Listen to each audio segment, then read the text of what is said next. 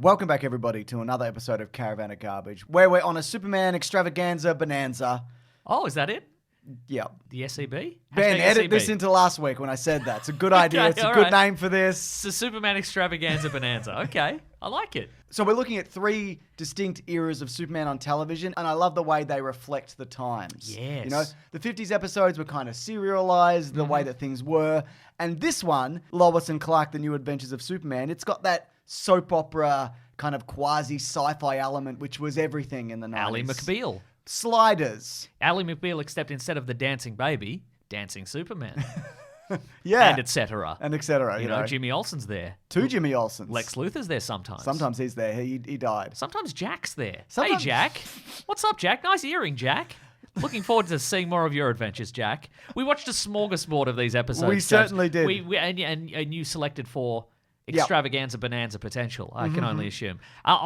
When this came out, You left a like yes, on your television screen, like people leave a like on this video? that's right. I left a like back in the day. Great, thank you. You just give a thumbs up to your TV back in the 90s. But I would tape these off the TV. This was illegally. I can admit that now. The statute of limitations is gone from That taping was this. illegal? Yeah.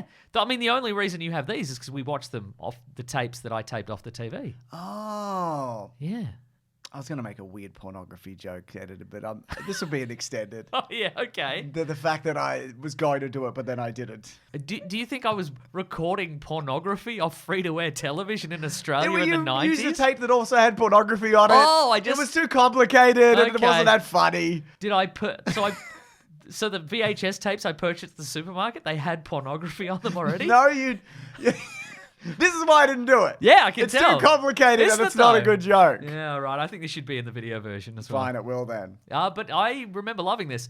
Up until this point, I was under the impression that I had watched every episode of this, but I don't remember any of these. Dude, this was a long time ago. This started in 1993. That's true, yeah. Went for 4 seasons. And also, it's old school television, so it was 22 episodes a season, Mate. which we'll get into the pluses and minuses of 22 episode seasons of TV. Absolutely. Well, yeah, so at this point, Superman, he'd had a pretty good run of movies. Well, of course, his luck ran out with Superman, A Quest for Peace. And now he's back on television like an idiot. Right. I mean, there was a Superboy TV series, and we might come back and do that another time. But yeah, this very much was... I don't want to say that he became a B-list character, but he fell far enough where you could afford to put him on TV. He's not Batman. He's never been Batman. No. Well, see, at one point he was bigger than Batman, but that was before Batman was invented. So 38 to like 39, you know? I reckon when he died, he was pretty big. And we're actually going to talk about how that ties into this show.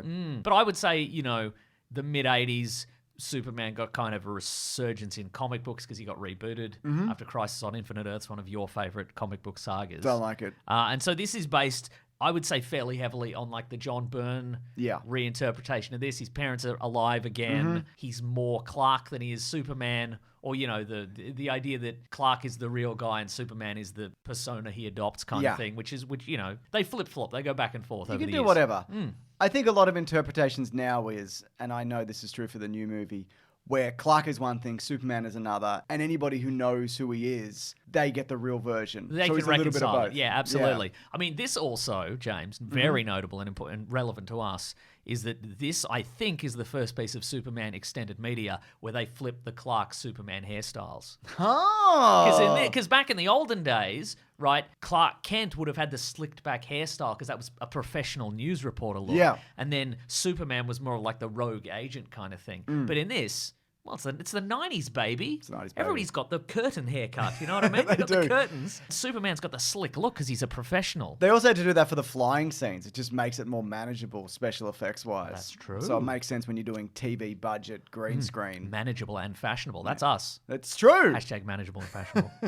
So this, I think, is the first bemulleted version of Clark Kent. He's a little bit mulleted, isn't he? Again, this is pre-Death of Superman. And he is more confident than what we'd seen of Clark Kent. And apparently that's because he based his Clark Kent on George Reeves's version, but he's Superman on Christopher Reeves. Interesting. So that makes okay. sense to me, yeah. I mean, he just shows up in Metropolis and he's like, I'm going to hit on everybody at this workplace, quite frankly. There's also no reason why he's wearing glasses. They don't really explain it. But he is even wearing them when he's alone You know what I Yeah, mean? Well, I mean, the reason is he has to take them off at the end of the pilot when he puts the Superman suit on. Oh, I get it, Mason. Do you? I think you get it now that I've explained it to you. That's probably true. So apparently Dean Cain was the first actor who auditioned, and he was dismissed initially for being more of a Superboy than a Superman, even though he was 27. Uh-huh. It came down to apparently him and Kevin Sorbo, Interesting. who says that he actually booked Lois and Clark, and then 24 hours later they cancelled him and put in Dean Cain. But Sorbo and Cain luckily appeared in the movie God's Not Dead in 2014. So they've built bridges. They've built bridges. They've made reconciled. amends. That's perfect. TV's Hercules and TV's Superman coming together. Big handshake. That's great. Big Hercules handshake where you grab the forearms. Remember they used to do that? I bet somebody's made an AI picture of that. Us? No, we're not going to do that. We're not going to wipe out a rainforest for that. But if we found one, here it is. If not, just imagine it. Remember Imaginations? You remember those? Yeah. I don't. No. Yeah. I can't even think about it. Right. Yeah. Sorry, one sec. No, rolled his sleeves up too far. Fucking too far, Embarrassing Mason. for I you. can't What are you get this doing? goddamn New Levi's jacket New off. jacket, and he's just decided. It's a good jacket, You decided though. to debut it online, which is a huge mistake. So you told me this just before we started recording, and we had to confirm it, that obviously Lois is in the title and the lead star of this series to a degree, that this was initially going to be called Lois Lane or Lois Lane's Daily Planet. Allegedly. Allegedly. According Well, to fan sources. No, so Deborah Joy Levine, Oh, producer. she apparently pushed for this. Okay. But come on, put Superman in the title. What are you doing? Well, they did. They did, and this is a very canny move, I think, because you've got the Superman stuff. Yep. For the boys, you've got the romance for the boys. Admit for it, the boys. Admit it, the boys. You love the romance. We love Admit it. It's true. It's good fun. Well, I think they've got excellent chemistry. I think so those too. two. Do you remember them just being on the cover of things together Yes. all the time? Absolutely. She's Yeah. holding onto his tie. Mm-hmm. He's standing there. He's got the soup. Got the shirt open. She's wrapped in his cape. Remember that one? That's great stuff. So apparently Terry Hatcher was the first choice, but her hair was too long. So she went home, cut off her ponytail, and came back in, and they were just like, great. Okay. I wouldn't even think of that. Yeah, that's crazy. Wait a second, women can have shorter hair? God, then you can do anything in the 90s. You could do absolutely anything. So the episodes we looked at were the pilot, an episode called Fly Hard, Oh, yes. which is like a Die Hard homage spin-off. With some extra stuff just thrown in because you could. You could. In the 90s. I said spin-off. It's not a spin-off. It's just loosely based on Die Hard. That's right. It's not an official spin-off. No. Some episodes around a villain called Tempest, who's from the future, and the finale. Yes. Where they wrapped everything up, but not really. That's right. They wrapped almost nothing up, James. Yeah. They had a big cliffhanger right at the end. It was never resolved. Well, I know the resolution, and we can talk about it at the end. What I would say about this show is it is post the Batman animated series. Yeah. And so it has sort of, I think maybe perhaps by coincidence more than anything, it has adopted initially at first in the pilot that kind of aesthetic where it could be any era. Yeah, like it's okay. sort of the 50, like the cabs are kind of old and like a lot of the old buses. Facades on the buildings are quite old, I think. I think it did sort of switch to just the modern day. I mean, It's cheaper. in watching a few of these, a lot of people were reminding us it was the 90s. It's the 90s. Just go with it. It's the 90s. I've got short hair now, etc. It's the Yeah, 90s. yeah. No problems there. Also, this credits Joe Shuster and Jerry Siegel at the start. It does, so doesn't that's something. This would have been immediately post one of their family's lawsuits, I guess. Probably. Because you can see DC rubbing their hands together like any second we can. We're going to whip these names right off this. And then we wait for the next lawsuit, as is tradition. Absolutely. So with the pilot, as you mentioned, it is Clark Kent arriving at Metropolis. He's not Superman yet. He's doing little deeds to help people, but he's keeping a low profile. He doesn't really know what to do with himself. He's also pretty insufferable because he's traveled the world and he likes to tell people about That's it. so true, isn't it? I would say as well, though, the pilot does start off not with Clark Kent, but with the Daily Planet staff for quite a long time. Yeah, that's true, And actually. Look, with the benefit of hindsight, well, yeah, obviously, it's about the staff of the Daily Planet. It's an Lois Lane ensemble. just as much. The ones who they remember to bring back. That's exactly right. But but in watching this, I'm like, what's they gonna do the Superman stuff? Boring journalism, boring. It takes a while. Yeah. And it is a 2-hour pilot also. Well, they put a lot of money into it also. So it was shot on 35mm film. The Daily Planet globe at the front of the building cost $15,000. There's a lot of pretty impressive special effects, especially in the first episode. Yeah. There's a moment where he floats up and fixes a light globe. Yeah. And that was done with a board under him, which they then digitally erased. They do the Inception room. The revolving room. I think of that as the Penn and Teller room. Oh. I don't know if Penn and Teller actually use it, but it's the one where they... Are they credited in this at the start? Not at all. They hadn't done a lawsuit yet. For people who don't know, I mean, here it is. Here's various examples on screen, but it's you get a square room, you put it on a kind of a rotating gimbal situation, and you have the camera locked in that rotates with it, and then you have the person sort of walk around, and it looks like they're walking up walls and stuff like that. I think that's a bit of fun. That's a bit of old school filmmaking, which That's I quite like. Yeah, the first episode, the pilot, certainly really kind of sort of emphasizes the magic element of Superman. I think like sort of a Christopher Reeve homage. There's a moment where like he gives a homeless man $1 while floating up in the air, and the music's very like doodly doodly doodly. Yeah. You know, it's kind of like It's a bit of fun. What a bit of Peter Pan magic. You know what I mean? And I would say the flying, as in the green screen. It would have to be green screen, I guess, because he's in a blue suit for most of it. It's okay. It could be another it's color. Pretty good for TV. Could be brown screen. Could be brown screen. Browned screen. Brown You brown screen. it, and it's a browned screen. There's also a really fun moment where he's choosing his costume. Is it fun? It's fun, and he goes through a montage, and I just think full credit to everybody involved in this where they didn't try to reinvent the Superman costume to make it cool. They leaned into the hokiness of it. And he feels a little bit exposed, you know? Yeah, okay. Yeah. But you like that scene, but do you like the costume? I think it works for the era. I don't Right. like it compared to, say, more modern interpretations because it's very slick and the S is a little... When you go with like an S that looks like this, it just kind of looks like an iron-on transfer. What I think is interesting, though, about this version is that the Superman suit isn't based on anything. Like, in the universe, it's not based on anything. Yeah. Like, it's not like he had a red and blue blanket in his... No, he had a blue blanket. Yeah. So And an S. He had the S, too. He did have the S, I guess that's true. But, like, Mark Kent's just gone wild. She's just gone buck wild with this design. She's just like, whatever. And then in the justification for, like, well, why isn't he wearing a mask? He's just like, people won't recognize me. And they're like, I guess so.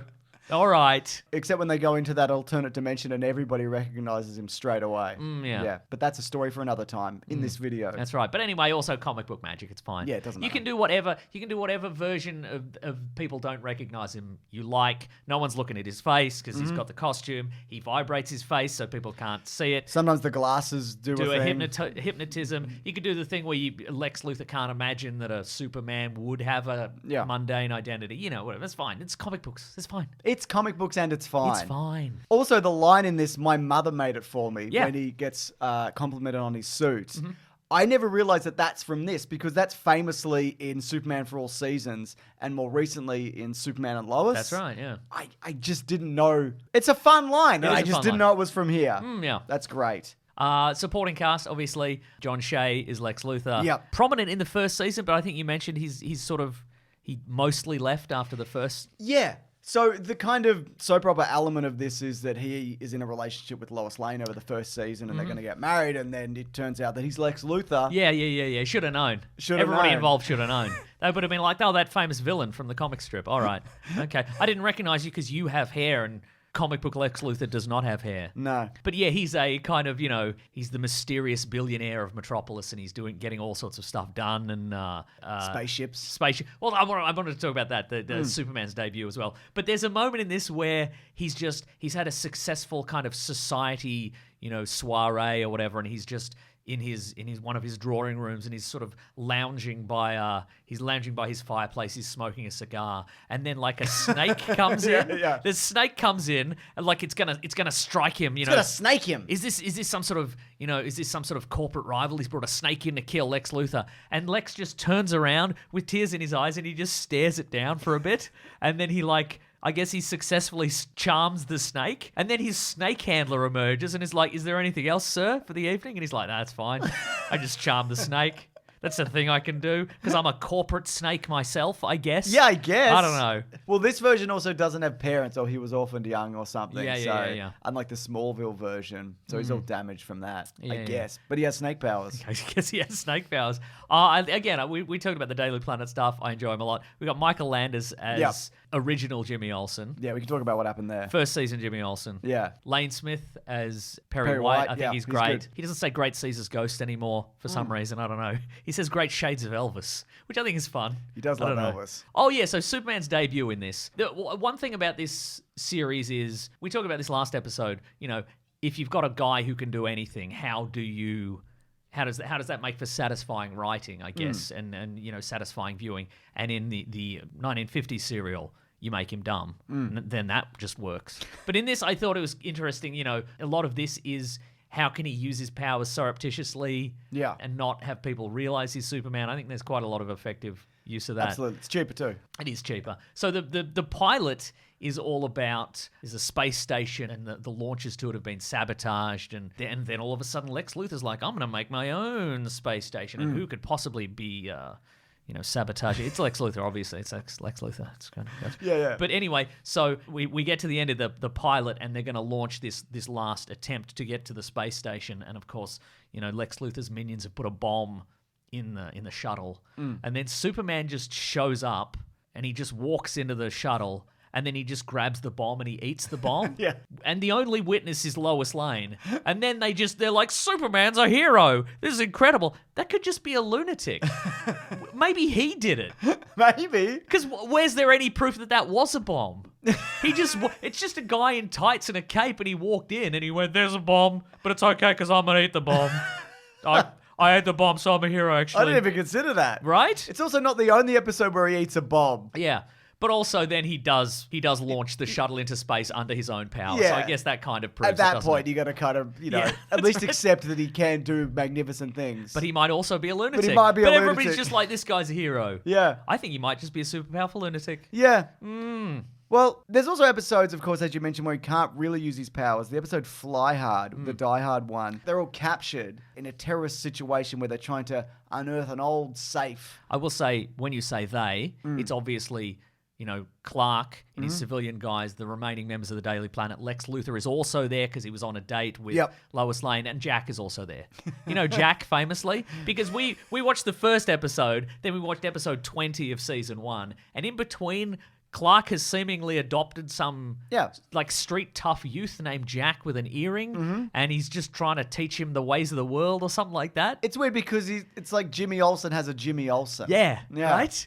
Anyway, he's in this episode, and then he doesn't come back for any subsequent seasons. No. We looked into it for no reason. He's just not in the next ones. That's what happens. Cat Grant, the same. That actor disappears as well. But yeah, you mentioned this one. This episode is really interesting because it is, like you said, it's the Die Hard episode. A bunch of gun-toting armed robbers show up at the Daily Planet after hours, just blazing away with their machine guns, expecting nobody to be there, of course, and they take all the Daily Planet staff hostage, and they've been told that there is some hidden treasure. Ooh. And their leader, Tuvok from Star Trek Deep Space Nine, he's there, and they've got to look into the Daily Planet's distant past of the 20s or the 30s or the whatever, right? Whatever. And what's fun about this episode and about TV shows in the 90s generally is that they've not just done the Die Hard, they've also just added an additional novelty just because they can. So there's scenes that are set back in the I think the 20s where we see a mobster who's buried his treasure in the place where the Daily Planet would one day be,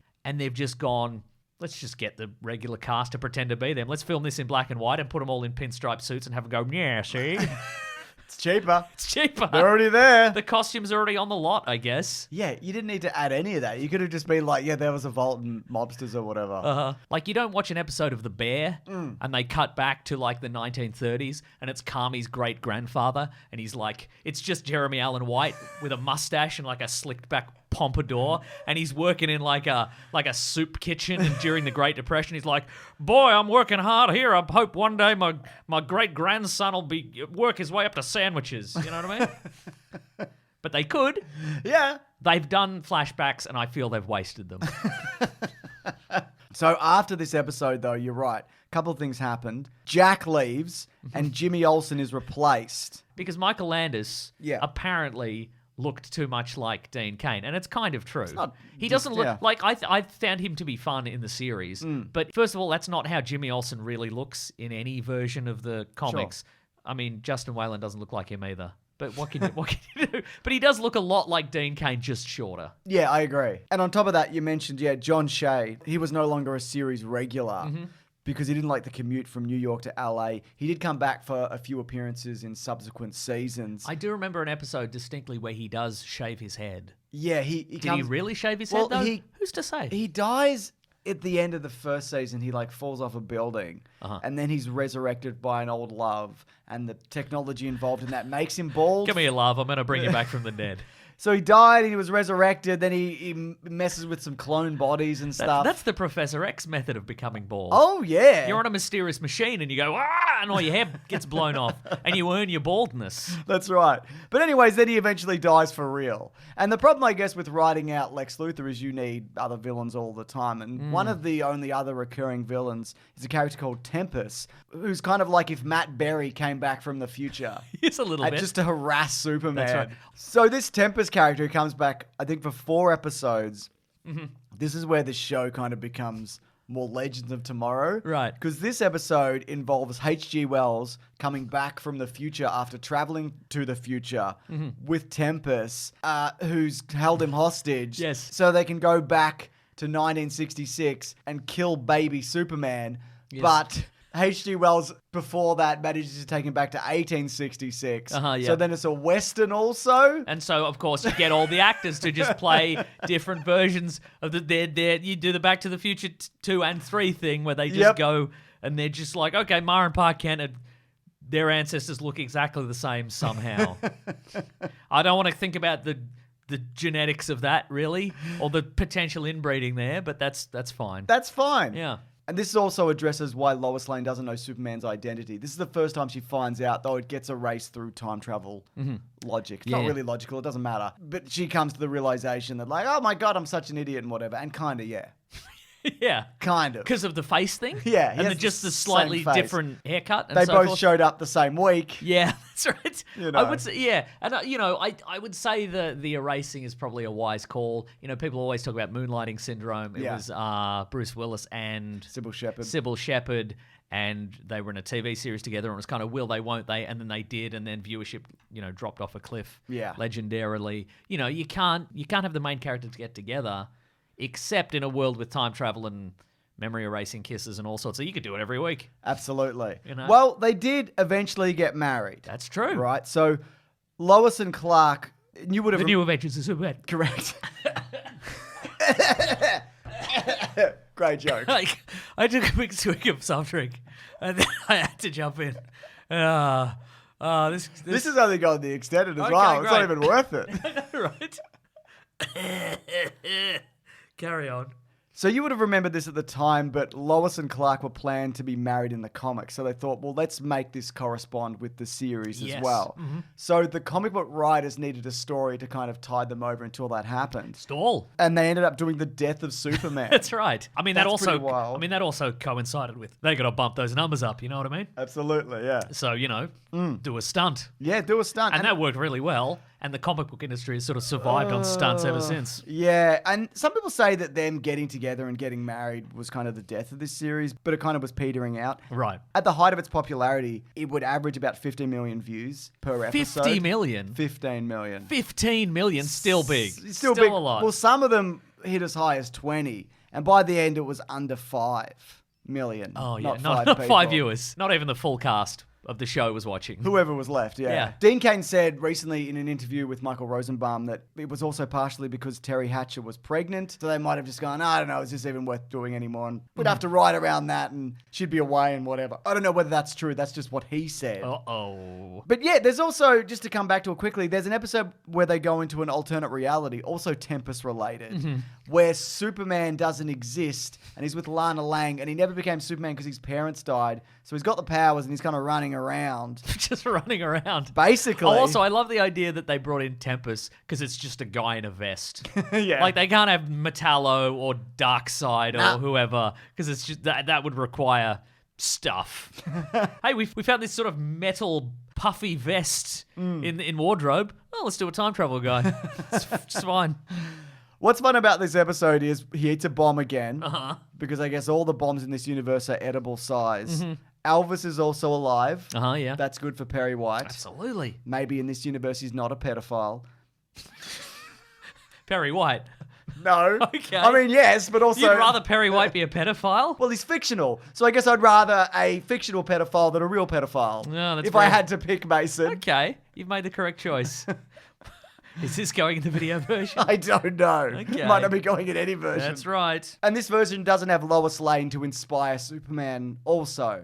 So she makes that right, which I think is really fun, where she basically props Superman up and then jumps back to her universe. I think that's cool. That is cool. But anyways, so in the finale, yes, blah, blah, blah, guy with a big head, telekinesis, whatever, right? Yeah, Mr. Big Head, man. Fathead, whatever. Fathead, that's right. Yeah. Yes, exactly. Yeah, that happens. It's just kind of like, and it did really feel like series on fumes. Yeah, we're bringing a big fathead guy. And then, of course, a mysterious figure shows up. Who is it? I don't know.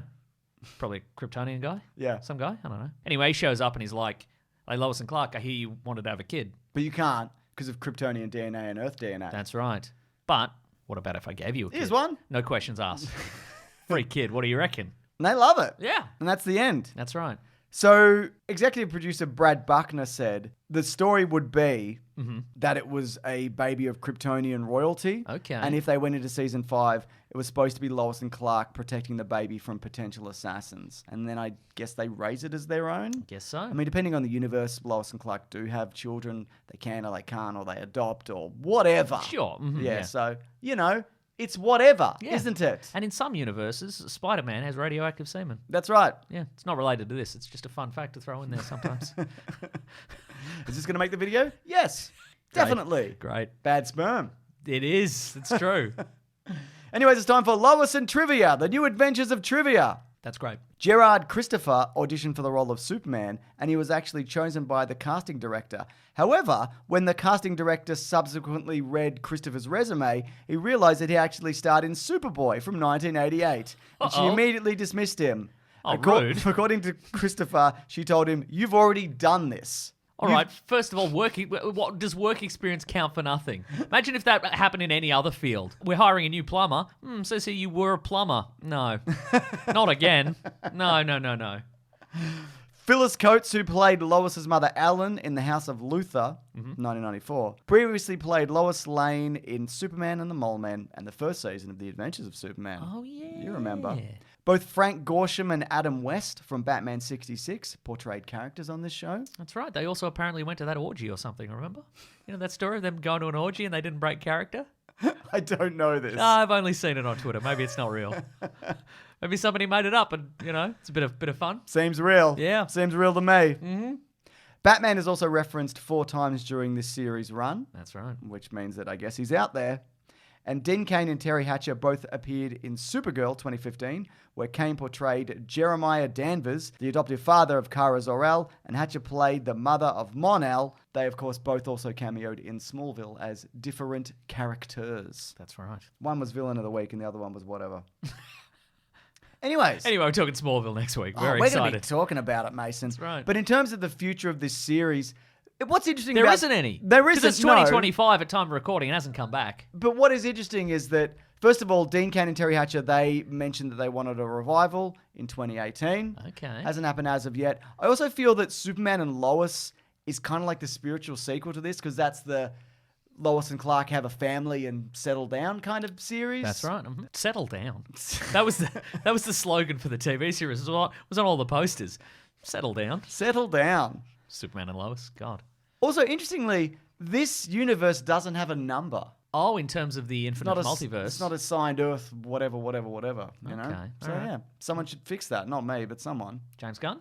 James Gunn, fix that. Get on Threads or whatever you do and fix this, please. That's right. If you're not too busy.